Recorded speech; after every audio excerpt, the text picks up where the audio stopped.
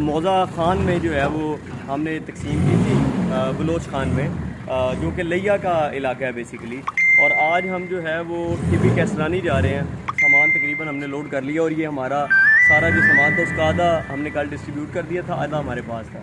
आज हम ये आधा लेकर साथ रवाना हो रहे हैं और इसमें बच्चों के कपड़े, गर्म बिस्तर, खाने की प्रोडक्ट कुछ बहुत सा यहाँ पे भी डिस्ट्रीब्यूट कर दिए। इंशाल्लाह ये आज हम डिलीवर करके, तो आज रात हमारा लाहौर वापसी का इरादा है।